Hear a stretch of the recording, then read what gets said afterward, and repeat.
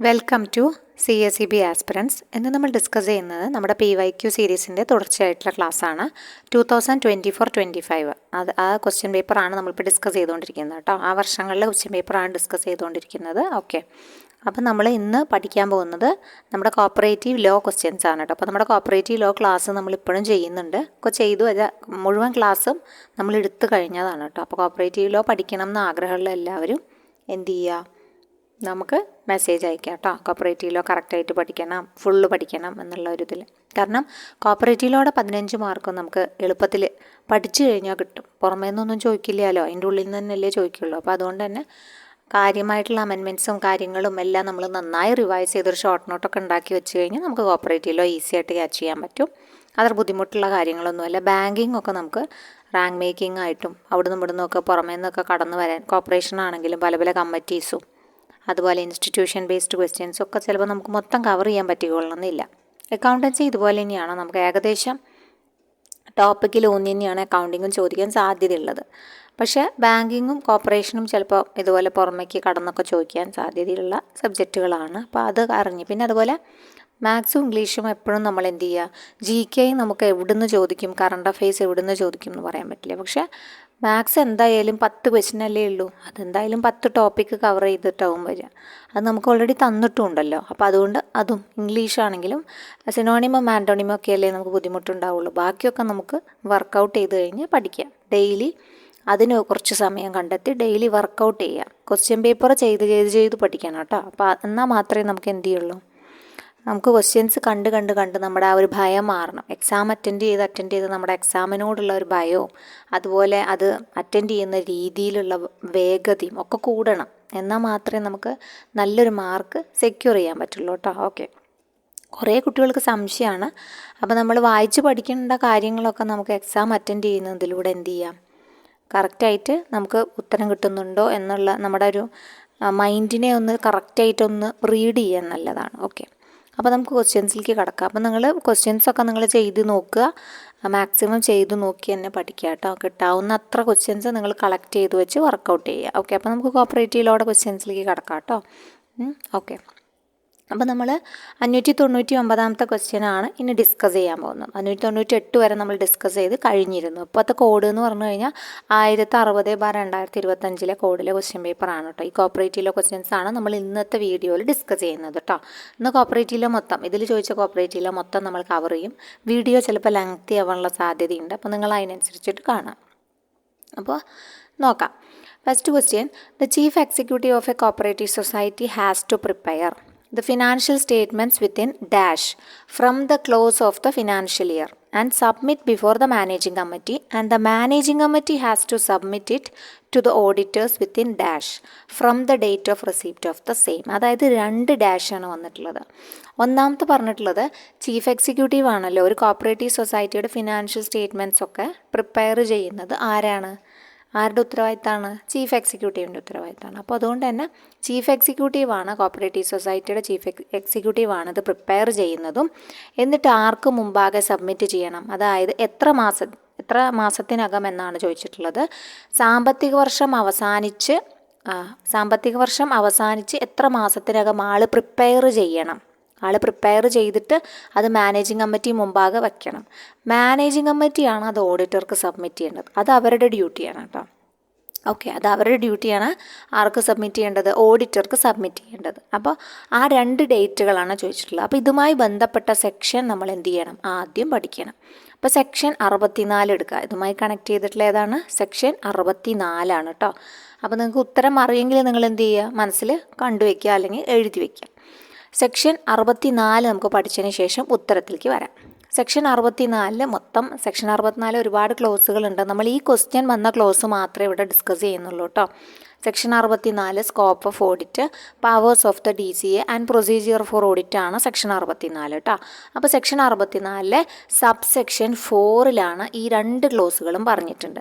പ്രത്യേകം ശ്രദ്ധിക്കുക, കഴിഞ്ഞ ക്വസ്റ്റ്യൻ പേപ്പർ എടുക്കുമ്പോൾ തന്നെ നമ്മൾ ഈ പറഞ്ഞ എല്ലാ ക്വസ്റ്റ്യൻസ് വന്ന ക്ലോസുകളും അമെൻഡ് ചെയ്യപ്പെട്ടിട്ടുള്ളതാണ്. മാക്സിമം കൂടുതൽ ക്വസ്റ്റ്യൻസ് കൊടുത്തിട്ടുള്ളത് അമെൻഡ് ചെയ്ത ഭാഗത്തിൽ നിന്നാണ്. അമെൻമെൻറ്റ് പഠിച്ച കുട്ടികൾക്ക് എല്ലാ ക്വസ്റ്റ്യൻസും കിട്ടിക്കാണും. പൊതുവെ എളുപ്പമായിരുന്നു, പക്ഷെ എന്നിരുന്നാലും അമെൻമെൻറ്റ് നടന്ന ഭാഗങ്ങളിൽ നിന്നാണ് കൂടുതൽ ചോദ്യങ്ങളും കടന്നു വന്നിട്ടുള്ളത്.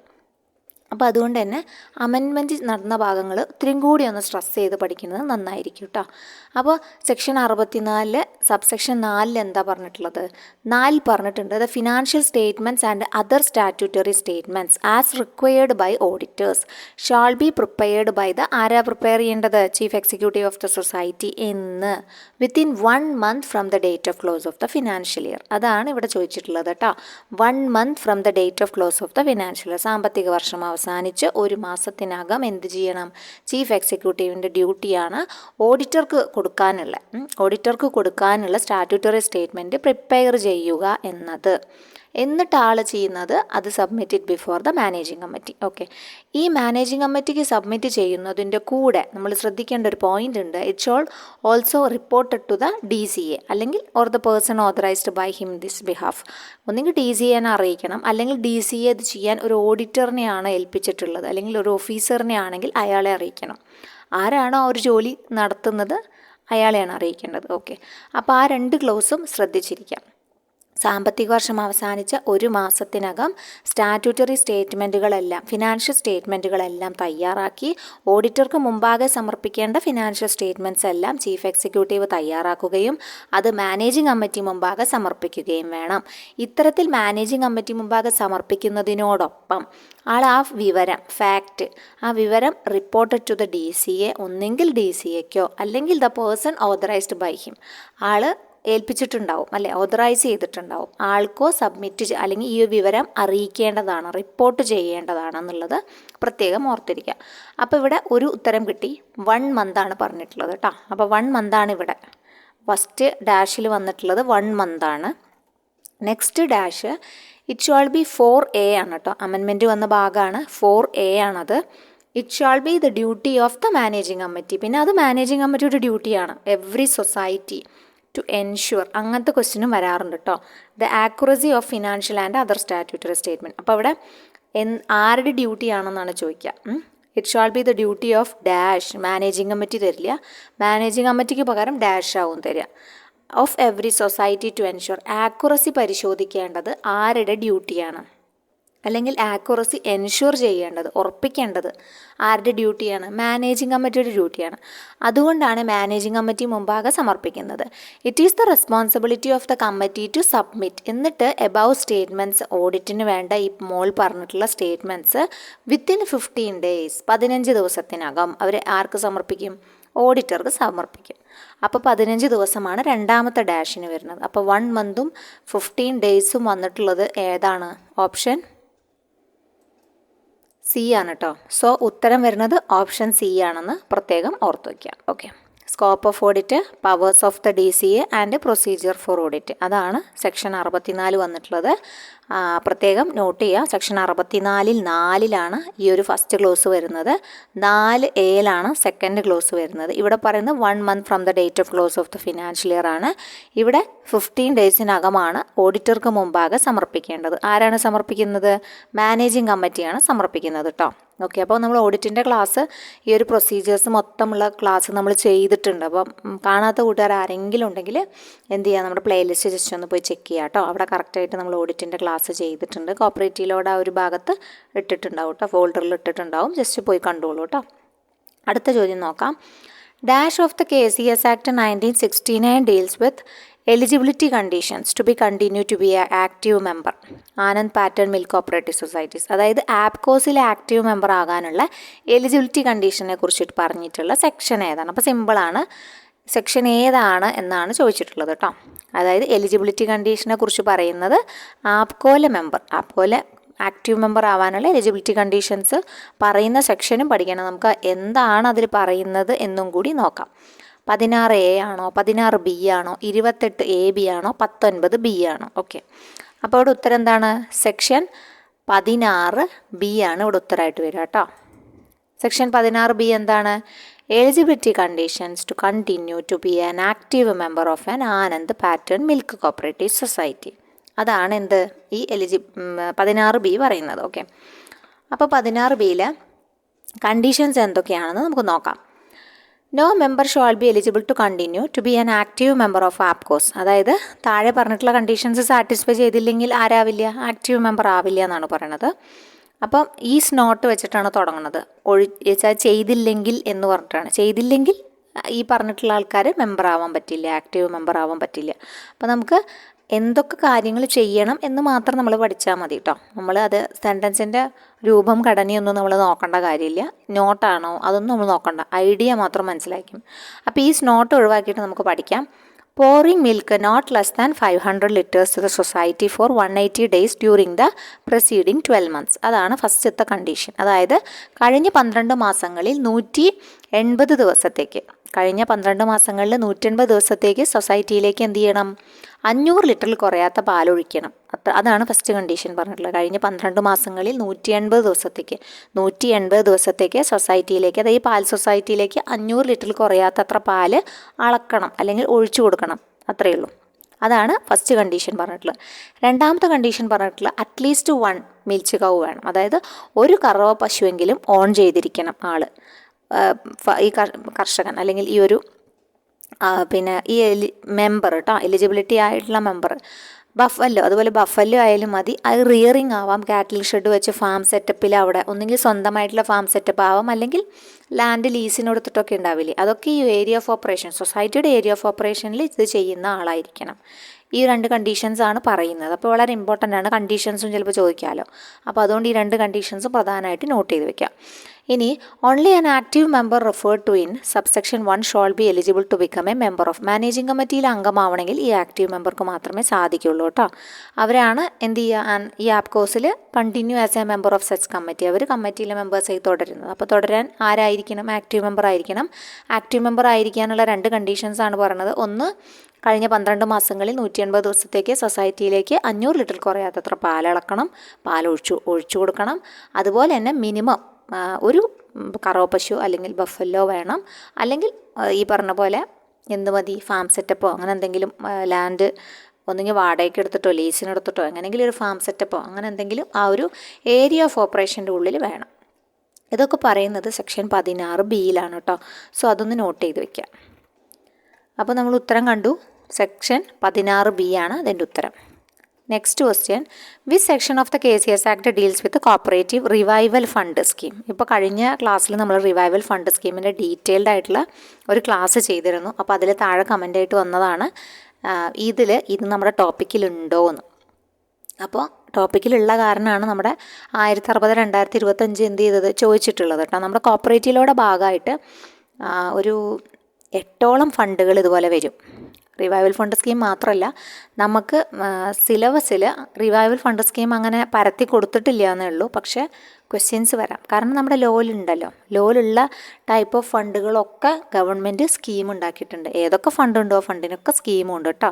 അപ്പോൾ സ്കീമിൽ നിന്ന് ക്വസ്റ്റ്യൻസ് വരാനുള്ള സാധ്യതയുണ്ട്. അപ്പോൾ ഇപ്രാവശ്യം ഏതാണ് റിവൈവൽ ഫണ്ട് സ്കീം എന്നാണ് ചോദിച്ചത്. ചിലപ്പോൾ അടുത്ത പ്രാവശ്യം വേറെ എന്തെങ്കിലും അവൻ ചോദിക്കുക. അപ്പോൾ നിങ്ങൾ കോപ്പറേറ്റീവ് റിവൈവൽ ഫണ്ട് സ്കീം കറക്റ്റായിട്ട് നമ്മൾ ചെയ്തു വെച്ചിട്ടുണ്ട്. നേരെയുള്ളവരൊന്ന് കണ്ട് പഠിച്ചു വെക്കുക കേട്ടോ.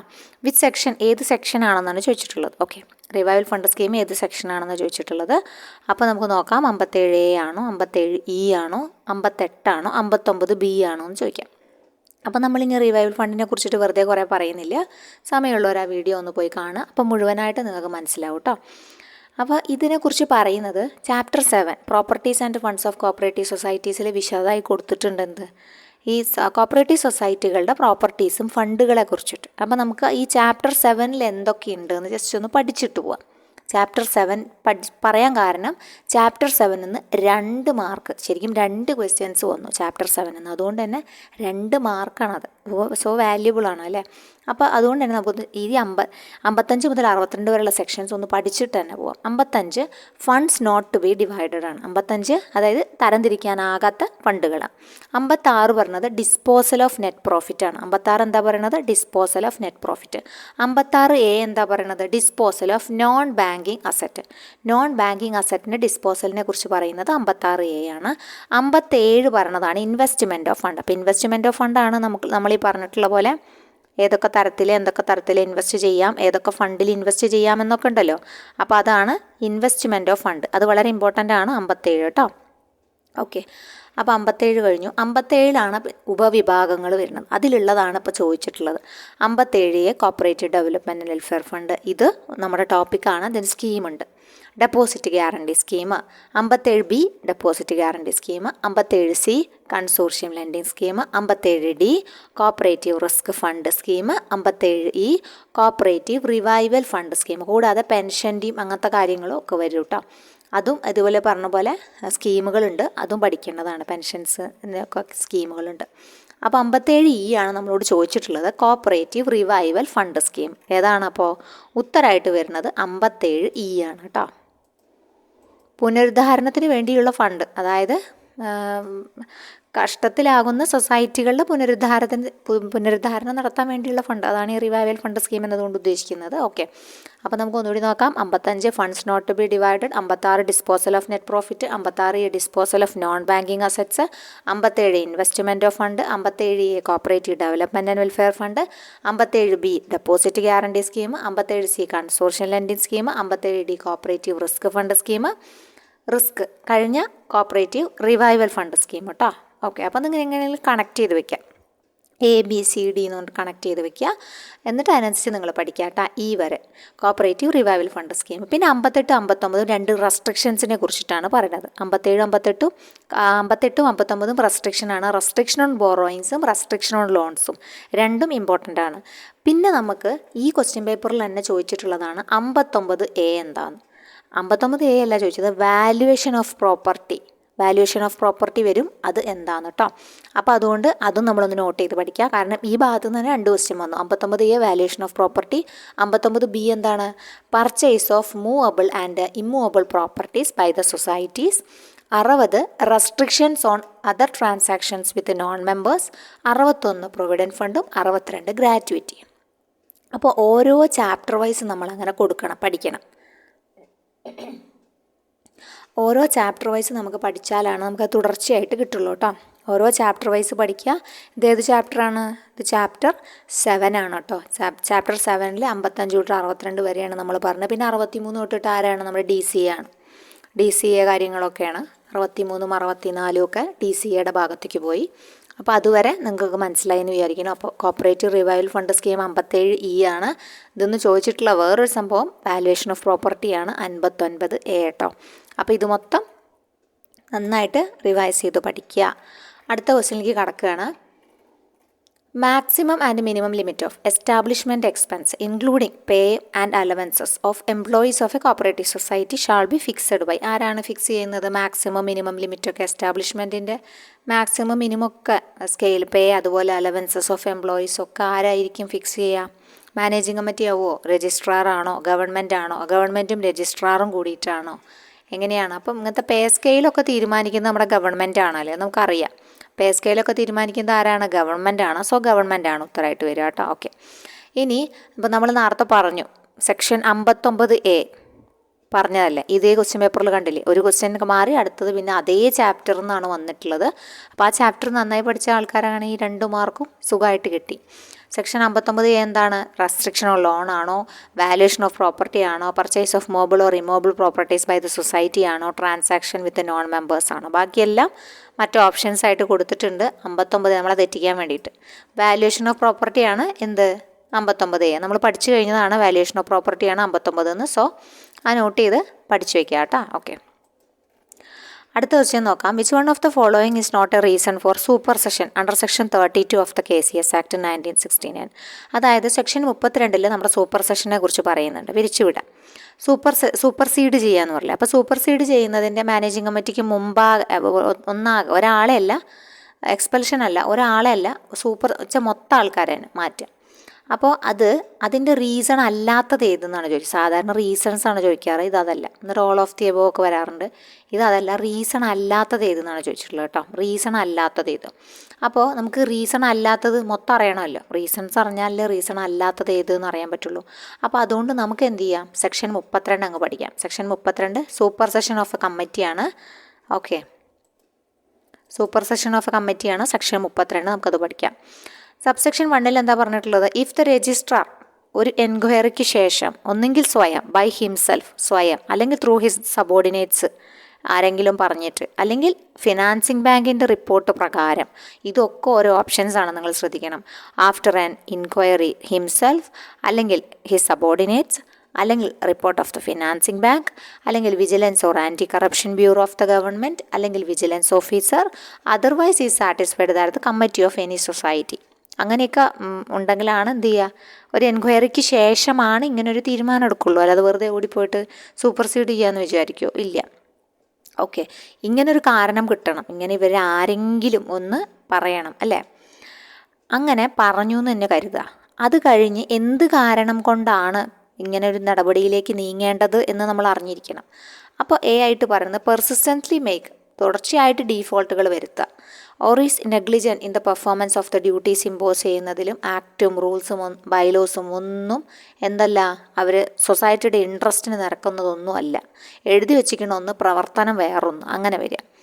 ബി പറഞ്ഞത് വിൽഫുള്ളി, വേണമെന്ന് വെച്ച് ഡിസൊബേ ചെയ്യുക. അതുപോലെ ലോഫുൾ ഓർഡറൊക്കെ എന്ത് ചെയ്യുക, ഫെയിൽ ചെയ്യുക, അനുസരിക്കാതിരിക്കുക. ഡയറക്ഷൻസ് ഇഷ്യൂഡ്, ഈ ആക്റ്റും റൂൾസും പറയുന്നതൊന്നും അനുസരിക്കുന്നില്ല അത്. പിന്നെ wilful disobedience or execution of orders referred to in section 76 പറഞ്ഞിട്ടുള്ള വിൽഫുൾ ഡിസൊബീഡിയൻസ് ഒക്കെ നടത്തുക, എക്സിക്യൂഷൻ ഓർഡേഴ്സ്. അതുപോലെ മേക്സ് എന്തെങ്കിലും പേയ്മെൻറ്റ് ആക്റ്റിനോ റൂൾസിനോ ബൈലോസിനോ ഒക്കെ വിരുദ്ധമായിട്ട് ഉള്ള പേയ്മെൻറ്റുകൾ നടത്തുക. കോസസ്, അതുമൂലം ലോസ്, ഡാമേജും അസറ്റ്സിന്, അതായത് സൊസൈറ്റിയുടെ അസറ്റ്സിന് ഡാമേജ് സംഭവിക്കുക, അല്ലെങ്കിൽ അതുപോലെ തന്നെ വിശ്വാസം നശിപ്പിക്കുക, അങ്ങനെ വേണമെന്ന് വെച്ചിട്ടുള്ള നെഗ്ലിജൻസ് ഒക്കെ നടത്തുക. പിന്നെ മിസ്അപ്രോപ്രിയേറ്റ് ചെയ്യുക, തിരിമറി ചെയ്യുക, നശിപ്പിക്കുക, ഡിസ്ട്രോയ് ചെയ്യുക, ടാമ്പേഴ്സ് തിരുത്തുക, റെക്കോർഡ്സൊക്കെ തിരുത്തുക. എന്നിട്ട് destruction of records to cover up any മിസ്കണ്ടക്റ്റും മാൽ പ്രാക്ടീസും മറയ്ക്കാൻ വേണ്ടിയിട്ട് റെക്കോർഡുകളൊക്കെ നശിപ്പിക്കുക. ഇതൊക്കെ ഇതിന് കാരണമാണ് കേട്ടോ. ഇങ്ങനത്തെ കാരണങ്ങളൊക്കെ വന്നാലാണ് എന്ത് ചെയ്യുക, ഈ ഒരു സൂപ്പർസീഡ് അല്ലെങ്കിൽ അങ്ങനെ ഒരു നടപടിയിലേക്ക് കടക്കുള്ളൂ എന്ന് മനസ്സിലാക്കാം. ഓക്കെ, അപ്പോൾ ഇത്രയൊക്കെ മനസ്സിലായി നിങ്ങൾക്ക്. ഹി മേ ആഫ്റ്റർ ഗിവിങ്, കമ്മിറ്റിക്ക് ഒരു ഓപ്പർച്യൂണിറ്റി കൊടുക്കും പറയാൻ വേണ്ടിയിട്ട്, അവരുടെ ഒബ്ജെക്ഷൻസ് എന്തെങ്കിലും ഉണ്ടോ ഓർഡർ ഇൻ റൈറ്റിംഗ് കൊടുക്കും. എന്നിട്ടാണ് കമ്മിറ്റീനെ റിമൂവ് ചെയ്യുള്ളൂ കേട്ടോ. എന്നിട്ട് അതിന് പകരം അപ്പോയിൻറ്റ് ഇൻ ഇറ്റ്സ് പ്ലേസ് ആരെ വെക്കുക, ഒരു അഡ്മിനിസ്ട്രേറ്ററെ വെക്കുകയാണ് ചെയ്യുക. അഡ്മിനിസ്ട്രേറ്റർ അല്ലെങ്കിൽ അഡ്മിനിസ്ട്രേറ്റീവ് കമ്മിറ്റീനെ അവരെ നോട്ട് മോർ ദാൻ 3 ഇൻഡിവിജ്വൽസ്, 3 മെമ്പേഴ്സിൽ കൂടാത്ത ആൾക്കാരെയാണ് വെക്കുക. വൺ അമംഗ് ദം, ഒരാൾ കൺവീനർ ആയിരിക്കും. ആ കൺവീനർ ആരായിരിക്കാം, സൊസൈറ്റിയിലെ മെമ്പറായിരിക്കണം. പണ്ട് അങ്ങനെ ഉണ്ടായിരുന്നില്ല, മെമ്പർ ആവണം നിർബന്ധം ഉണ്ടായിരുന്നില്ല. ഇപ്പോൾ മെമ്പർ ആവണം എന്ന് പറയുന്നുണ്ട് കേട്ടോ. കാരണം to manage the affairs of the society for a period not exceeding 6 monthsലാണ് അവരുടെ കാലാവധി പറയുന്നത്. ഓക്കെ, ആരുടെ, അഡ്മിനിസ്ട്രേറ്റേഴ്സ് അല്ലെങ്കിൽ അഡ്മിനിസ്ട്രേറ്റീവ് കമ്മിറ്റിയുടെ നോട്ട് എക്സീഡിങ് 6 months ആണ് പറയുന്നത്. ഓക്കെ, പിന്നെ മാറ്റം വേണമെങ്കിൽ വരുത്താം കേട്ടോ. അപ്പോൾ എന്തൊക്കെ കാരണങ്ങളാണ് നമ്മൾ കണ്ടു. അപ്പോൾ ഇവിടെ ഓപ്ഷൻസിൽ കൊടുത്തിട്ടുണ്ട് makes payment contrary to this act rules or bylaws. അപ്പോൾ അത് കാരണം സൂപ്പർസീഡ് ചെയ്യാം. അപ്പോൾ അതുകൊണ്ട് അത് റീസൺ ആണ്. ഇവിടെ നോട്ട് എ റീസൺ ആണ് ചോദിച്ചിട്ടുള്ളത്, റീസൺ ആണ്. വിൽഫുൾ ഡിസൊബീഡിയൻസ് സെക്ഷൻ 76 പ്രകാരമുള്ളത് വന്നാലും സൂപ്പർസീഡ് ചെയ്യും. A stalemate in the constitution or functions of the society. Stalemate എന്ന് വെച്ചാൽ പറഞ്ഞാൽ എന്താ, ഭരണസ്തംഭനം എന്നൊക്കെ പറയില്ലേ, അതായത് സ്തംഭനം വന്നു എന്ന് വെക്കാം. എങ്ങനെയാണ് സ്തംഭനം വരിക? സ്തംഭനം വരണമെങ്കിൽ ഒന്നുകിൽ മെമ്പേഴ്സൊക്കെ കൂട്ടമായി രാജിവെക്കണം. അങ്ങനെയൊക്കെ വരുമ്പോഴാണ് ഭരണസ്തംഭനം വരിക, ഭരിക്കാൻ ആളില്ലാത്ത അവസ്ഥ അല്ലേ. അത് വന്നാൽ നമ്മുടെ സൂപ്പർസീഡ് ചെയ്യണം. നമ്മളിപ്പോൾ വായിച്ചോ? ഇല്ല. അങ്ങനൊരു ക്ലോസ് ഇവിടെ കൊടുത്തിട്ടുണ്ടോ? ഇല്ല. അപ്പോൾ അതാണ് ഇവിടെ ഉത്തരമായിട്ട് വരിക കേട്ടോ. ഭരണസ്തംഭനം വന്നാൽ നമ്മൾ വെക്കേണ്ടത് അഡ്മിനിസ്ട്രേറ്ററെ വെക്കുകയാണ് ചെയ്യുക, അല്ലാതെ ഒരിക്കലും സൂപ്പർസീഡ് ചെയ്യുകയല്ല ചെയ്യുക. ഓക്കെ, ഭരിക്കാൻ ആളില്ല എന്ന് പറഞ്ഞിട്ട് കമ്മിറ്റീനെ പിരിച്ചുവിടേണ്ട കാര്യമില്ല. പകരം ഭരണത്തിന് ആവശ്യമായ ആളേനെ ഒരു അഡ്മിനിസ്ട്രേറ്ററെ തൽക്കാലം വയ്ക്കും, എന്നിട്ട് പിന്നെ എലക്ട് ചെയ്ത് പുതിയ ആൾക്കാരെ കൊണ്ടുവരും, അത്രയേ ഉള്ളൂ. പിന്നെ ഡി പറഞ്ഞിട്ടുള്ളത് wilfully disobeys any lawful order of the രജിസ്ട്രാറുടെ ഓർഡർ വേണമെന്ന് വെച്ചിട്ട് എന്ത് ചെയ്യുക, ഡിസൊബേ ചെയ്യുക, അനുസരിക്കാതിരിക്കുക. അതും ഇതിൻ്റെ ഒരു കാരണം തന്നെയാണ് സൂപ്പർ സെഷൻ്റെ. സോ ഇവിടെ സി ആണ് ആൻസറായിട്ട് വന്നിട്ടുള്ളത് കേട്ടോ. ഓക്കെ, ക്ലിയർ ആയെന്ന് വിചാരിക്കണു. ഡൗട്ടുകളൊക്കെ ഉണ്ടെങ്കിൽ ചോദിക്കാം കേട്ടോ. ഇത്തിരി കൂടി ഇമ്പ്രൂവ്മെൻ്റൊക്കെ ചെയ്യാണെങ്കിൽ ഒന്ന് പറയുക, നിങ്ങളൊക്കെ ഒന്ന് കമൻറ്റ് ചെയ്യുക. നമ്മളെത്ര കഷ്ടപ്പെട്ടിട്ട് എത്രയൊക്കെ മെറ്റീരിയൽസ് ഉണ്ടാക്കി നമ്മൾ പ്രസൻറ്റ് ചെയ്യുന്ന ആരും ഒന്ന് കമൻറ്റ് ചെയ്യാറ് പോലും ഇല്ല. ജസ്റ്റ് ഒരു ഹാർട്ടോ അല്ലെങ്കിൽ ഒരു സ്മൈലിയോ എന്തെങ്കിലും, അല്ലെങ്കിൽ ഒരു തമ്പ്, അതായത് ഒന്ന് ലൈക്ക് ചെയ്യാൻ എത്ര സമയം വേണം നിങ്ങൾക്ക് കാണുന്നവർക്ക് അല്ലേ. കാണാൻ വ്യൂക്ക് ഉണ്ട്, പക്ഷേ ഈ പറഞ്ഞ പോലെ കമൻറ്റ് ചെയ്യുന്നോ അല്ലെങ്കിൽ ലൈക്ക് ചെയ്യുകയോ ഒന്നും അങ്ങനെ ആർക്കും അങ്ങനെ താല്പര്യമില്ലാത്ത കാര്യമാണ് തോന്നുന്നു. അപ്പം അങ്ങനെയല്ല, നമ്മൾ കുറച്ച് റിസ്ക്കൊക്കെ എടുത്ത് കുറേ സമയം മെനക്കെട്ട് നമ്മൾ മെറ്റീരിയലൊക്കെ ഉണ്ടാക്കി പ്രസൻറ്റ് ചെയ്യുമ്പോൾ നിങ്ങൾക്ക് ഇഷ്ടപ്പെട്ടിട്ടുണ്ടെങ്കിൽ ഓക്കെ, അത് നിങ്ങളുടെ ഇഷ്ടമാണ്. നിങ്ങൾക്കത് ഉപകാരപ്പെട്ടിട്ടുണ്ടെങ്കിൽ നിങ്ങൾ എന്ത് ചെയ്യാം, തീർച്ചയായിട്ടും ഒരു ഹാർട്ടോ ഒരു സ്മൈലിയോ അല്ലെങ്കിൽ ഒരു ലൈക്കോ ഒക്കെ തരിക കേട്ടോ. ഓക്കെ, അപ്പോൾ അത് കാണുമ്പോൾ നമുക്കൊരു സന്തോഷമാണ്. അപ്പോൾ അതൊക്കെ നമ്മൾ നോക്കാറുമുണ്ട്. ഓക്കെ, അപ്പോൾ നമുക്ക് അടുത്ത ക്വസ്റ്റ്യനിലേക്ക് കടക്കാം. Transferring of funds or leasing of asset. Transferring of fund transfer ചെയ്യുക, അതുപോലെ അസറ്റ് ലീസിന് കൊടുക്കുക. കോപ്പറേറ്റീവ് സൊസൈറ്റിയുടെ ആർക്കാണ് കൊടുക്കുന്നത്? ടു ഇറ്റ് സബ്സിഡിയറി ഇൻസ്റ്റിറ്റ്യൂഷൻസ്, അവരുടെ തന്നെ സബ്സിഡിയറി ഇൻസ്റ്റിറ്റ്യൂഷൻസിന്. Shall be made with the prior approval of, ആരുടെ അപ്രൂവൽ വേണം? എപ്പോഴും തെറ്റിപ്പോകാൻ സാധ്യതകളാണ് ഇതൊക്കെ കേട്ടോ. പ്രയർ അപ്രൂവൽ വേണം dash based on the resolution passed by the dash of the society. എവിടെ റെസല്യൂഷൻ പാസ്സാക്കണം? ഇത് രണ്ടും ഇമ്പോർട്ടൻ്റ് ആണ്. ഓക്കെ, എവിടെ റെസല്യൂഷൻ പാസ്സാക്കണം, എവിടെ അപ്രൂവൽ, ആദ്യം മുൻകൂർ അനുവാദം വാങ്ങണം ഒരാളുടെ, അത് ആരാണ് എന്നാണ് ചോദിച്ചിട്ടുള്ളത്. അപ്പോൾ നമ്മൾ ആദ്യം മനസ്സിലാക്കേണ്ടത് ഇത് ഏത് ഭാഗത്തിൽ നിന്ന് വന്ന ചോദ്യമാണെന്ന് ആദ്യം മനസ്സിലാക്കണം. എന്നിട്ട് നമ്മൾ ആ ഭാഗം പഠിക്കണം.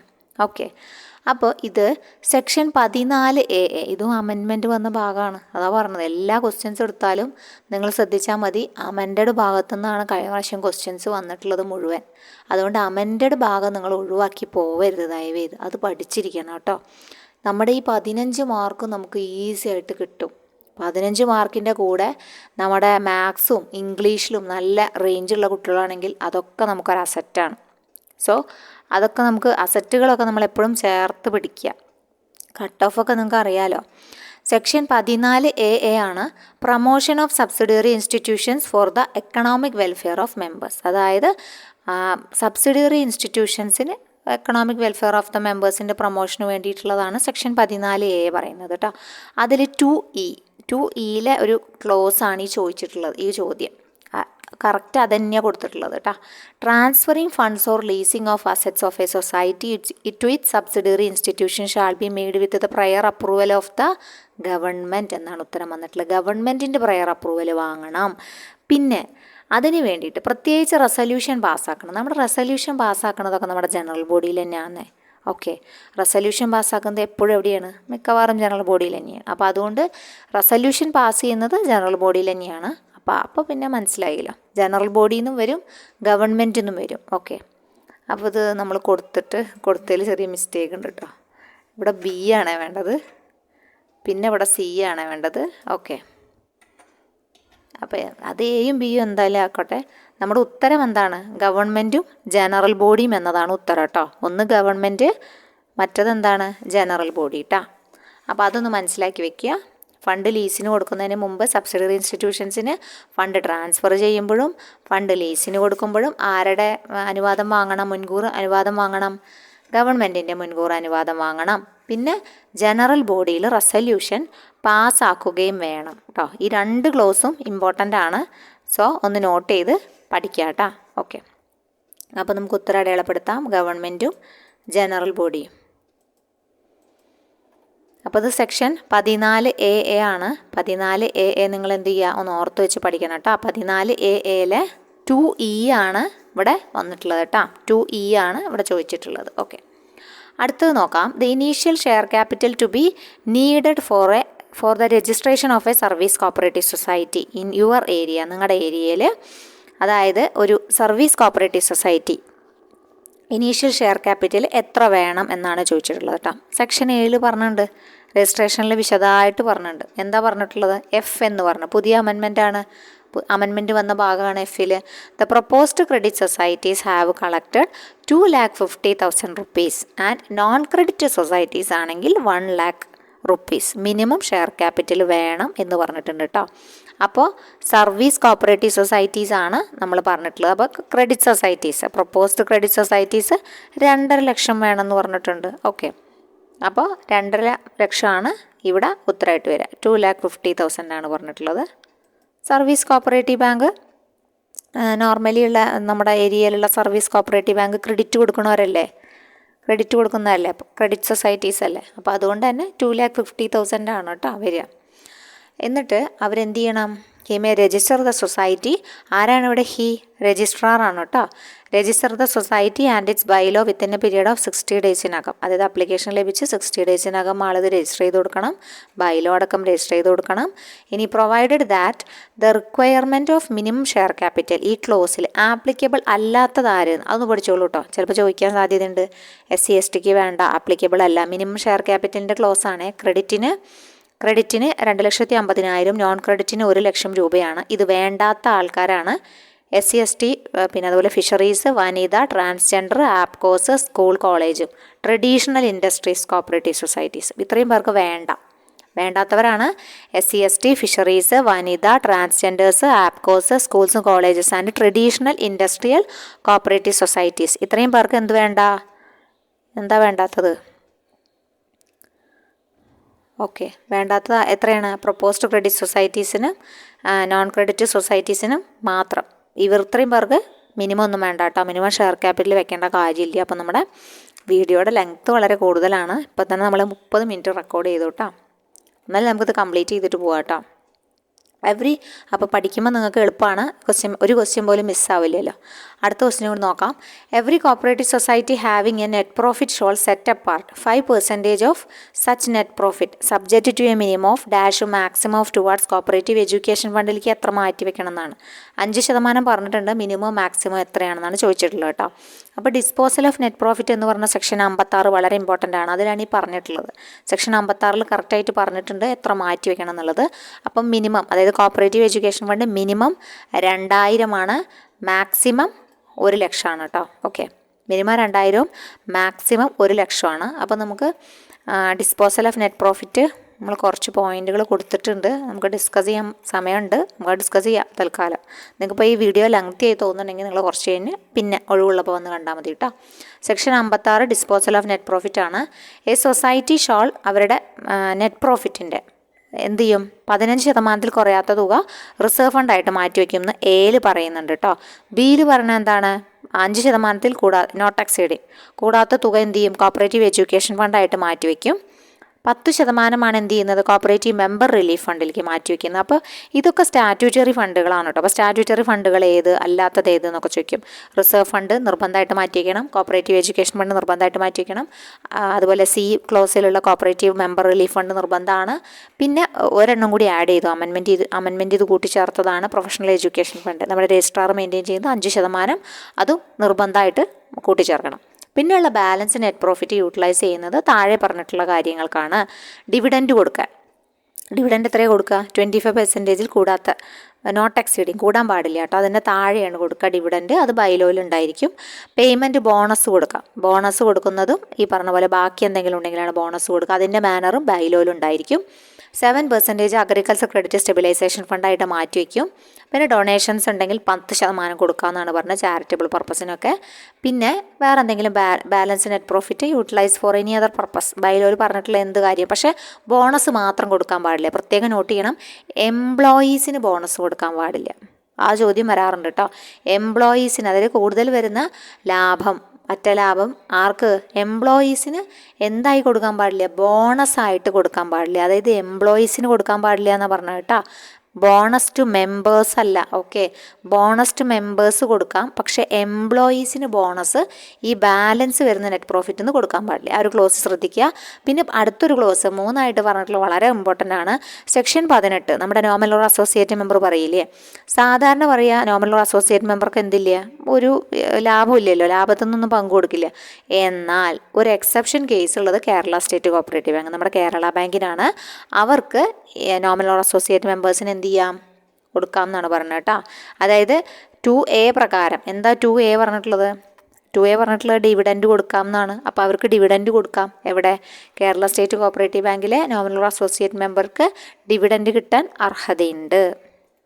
ഓക്കെ, പിന്നെ ഇതുമായി കണക്ട് ചെയ്ത് തന്നെയാണ് rule 53, constitution of cooperative education fund. അപ്പോൾ നിങ്ങൾ ഈ സെക്ഷൻ പഠിക്കുമ്പോൾ അതിൻ്റെ കൂടെ ഈ റൂൾ 53 കൂടി ചേർത്ത് പഠിക്കണം. എന്നാലേ കോപ്പറേറ്റീവ് എഡ്യൂക്കേഷൻ ഫണ്ട് മൊത്തം ഉള്ളൂ കേട്ടോ. ഓക്കെ, ഇനി അടുത്ത ക്വസ്റ്റ്യൻ നോക്കാം. റൂൾ 83 എന്താണെന്നാണ് ചോദിച്ചിട്ടുള്ളത്. റൂൾ 83 എന്തുമായി ബന്ധപ്പെട്ടിരിക്കുന്നു? ഡെലിവറി ഓഫ് പൊസഷൻ ആണോ? Sale of immovable property to the proportionate to the amount due, application to set aside sale on the ground of irregularity or fraud, application to set aside sale on deposit, ഏതാണെന്നാണ് ചോദിച്ചിട്ടുള്ളത്. അപ്പോൾ നമുക്ക് ground of irregularity or ഫ്രോഡാണ് ഇവിടെ വരുന്നത്. അപ്പോൾ അതിൻ്റെ detailed not പറയണമെങ്കിൽ അത് ഒരു വാസ്റ്റ് ആയിട്ടുള്ള ഏരിയ ആണ് കേട്ടോ. അതുകൊണ്ട് റൂൾ 83 നമ്മൾ ഇപ്പോൾ തൽക്കാലം പറയുന്നില്ല കേട്ടോ. വേറെ വല്ല ക്വസ്റ്റ്യൻ വരുമ്പോൾ നമുക്ക് ഡിസ്കസ് ചെയ്യാം. ഓൾറെഡി നമ്മുടെ വീഡിയോ നല്ല ലെങ്തിയായി. അടുത്ത ക്വസ്റ്റ്യൻ നോക്കാം. The rank of officers to be appointed for the election of managing committee of a state cooperative union shall be decided by the dash in consultation with dash. 2 dash എല്ലായിടത്തും വരുന്നുണ്ട്, പ്രത്യേകം ശ്രദ്ധിക്കുക. Full 2 ഡാഷിൻ്റെ കളിയുള്ളൂ. അതായത് managing കമ്മിറ്റിയുടെ ആരുടെ, SCUവിൻ്റെ managing കമ്മിറ്റിയിൽ എലക്ഷന് വരുമ്പം അവരുടെ റാങ്ക് തീരുമാനിക്കുന്നത് ആരാണെന്ന് നമുക്ക് അറിയാം. ആരായിരിക്കും റാങ്ക് തീരുമാനിക്കുക? SCUയുടെ എലക്ഷൻ കണ്ടക്ട് ചെയ്യുന്നത് ഇപ്പം കൂട്ടിച്ചേർത്തില്ലേ, CCയുടെയും SCയുടെയും എലക്ഷനൊക്കെ ആരാ കണ്ടക്ട് ചെയ്യുന്നത്? നമ്മുടെ പിന്നെ കോപ്പറേറ്റീവ് ഇലക്ഷൻ കമ്മീഷനല്ലേ. അപ്പോൾ അതുകൊണ്ട് തന്നെ അവർ തന്നെയാണ് എന്ത് ചെയ്യുന്നത്, ഈ റാങ്ക് തീരുമാനിക്കുന്നതും അവർ തന്നെയാണ്. സ്റ്റേറ്റ് കോപ്പറേറ്റീവ് ഇലക്ഷൻ കമ്മീഷൻ തന്നെയാണ് കേട്ടോ. പിന്നെ ആരോടായിരിക്കും അവർ കൺസൾട്ട് ചെയ്യുക? ആലോചിച്ചുകൂടെ നമുക്ക്? സ്റ്റേറ്റ് കോപ്പറേറ്റീവ് ഇലക്ഷൻ കമ്മീഷൻ ആരോട് കൺസൾട്ടേഷൻ നടത്തും? ഗവൺമെൻറ്റിനോട് നടത്തും. ഓക്കെ, അപ്പോൾ അത് സിമ്പിൾ ക്വസ്റ്റ്യൻ ആണ്. അങ്ങനെ നമുക്ക് ആൻസർ കിട്ടും.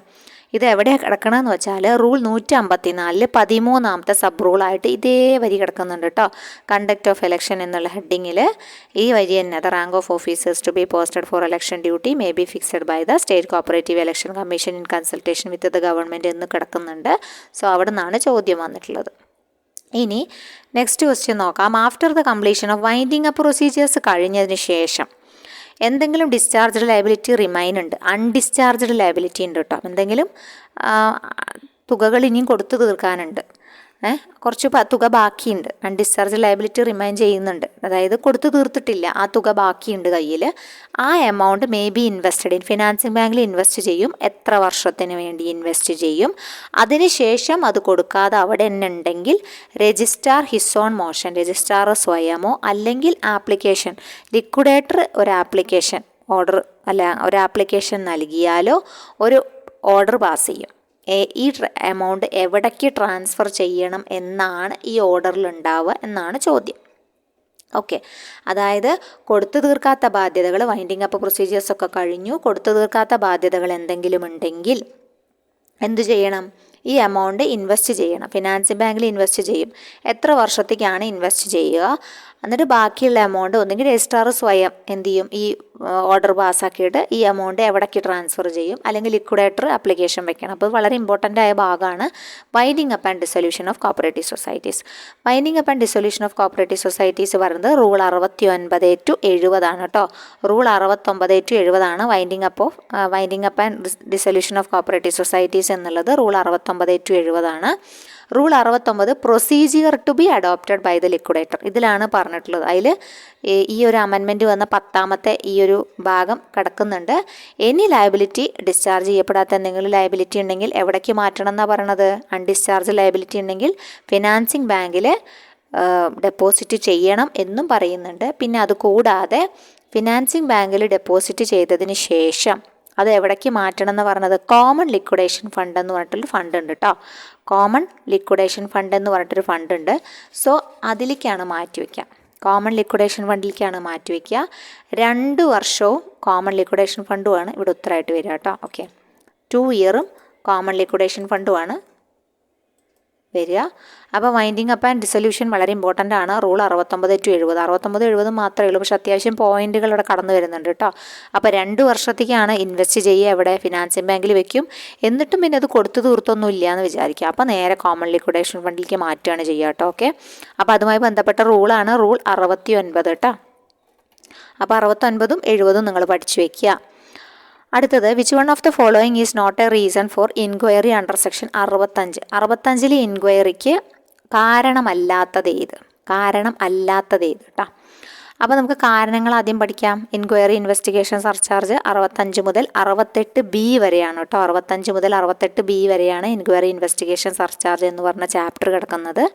ഓക്കെ, അതായത് നമ്മുടെ 63 DCA, 64 സ്കോപ്പ് ഓഫ്, അതൊക്കെ കഴിഞ്ഞിട്ട് പിന്നെ നേരെ വരുന്നത് 65ലേക്കാണ്. 65 അത് പാർട്ട് എ ആണ്, അതായത് ചാപ്റ്റർ 8 പാർട്ട് എ ആണ് നമ്മുടെ ഓഡിറ്റ്. പാർട്ട് ബി ആണ് ഇൻക്വയറി ഇൻവെസ്റ്റിഗേഷൻ സർചാർജ്. അതാണ് ഈ 65 to 68B വരെയുള്ളത് കേട്ടോ. ഈ ഭാഗത്തുനിന്ന് വന്ന ചോദ്യമാണ് അത്. അതായത് DCAയുടെ റിപ്പോർട്ട് പ്രകാരം ഇൻക്വയറി കണ്ടക്ട് ചെയ്യാം. An application made by majority members, കമ്മിറ്റിയിലെ മെമ്പേഴ്സ് മെജോറിറ്റി ആവശ്യപ്പെട്ടാലും എന്തു ചെയ്യാം, ഇൻക്വയറി കണ്ടക്ട് ചെയ്യാം. പിന്നെ വിജിലൻസ് ഓഫീസർ അപ്പോയിൻറ്റഡ് 68A പ്രകാരം വിജിലൻസ് ഓഫീസറുടെ നിർദ്ദേശപ്രകാരം റിപ്പോർട്ട് പ്രകാരവും എന്ത് ചെയ്യാം, എൻക്വയറി കണ്ടക്ട് ചെയ്യാം എന്ന് പറഞ്ഞൊരു ക്ലോസ് ഉണ്ടായിരുന്നു. പക്ഷെ ഇപ്പം അതില്ല. ഇപ്പം നമ്മളത് എന്ത് ചെയ്തു, ഒമിറ്റ് ചെയ്തിട്ടുണ്ട് കേട്ടോ. സോ ഒമിറ്റ് ചെയ്ത കാര്യവും പഠിക്കണം. അതാണ് ഇവിടെ ഉത്തരമായിട്ട് വരിക. An application made by financing bank വന്നാലും ചെയ്യാം. ഇതൊക്കെ 65 കൊടുത്തിട്ടുണ്ട്. ഒമിറ്റഡ് ബി എന്ന് പറഞ്ഞ ക്ലോസ് ആണ് ഇപ്പോൾ നമ്മൾ പറഞ്ഞത്. An enquiry report of vigilance officer appointed under section 68A. അപ്പോൾ ആ ഒരു ഫംഗ്ഷൻ ഇല്ല. ആ ഒരു ഫംഗ്ഷൻ എന്ത് ചെയ്തു, മാറ്റി വെച്ചു കേട്ടോ. ഓക്കെ, അപ്പോൾ അത് ഇമ്പോർട്ടൻ്റ് ആണ്, നിങ്ങൾ മനസ്സിലാക്കി പഠിക്കുക കേട്ടോ. പിന്നെ എലക്ഷൻ ഫീസിൻ്റെ കാര്യമാണ്. നമുക്ക് 2 ക്വസ്റ്റ്യനും കൂടി ഉണ്ട്. Election fees enquiry by the registrar നമ്മൾ പറഞ്ഞു, or an application by the, പിന്നെ നമുക്ക് നോക്കിയിട്ട് പോവാം.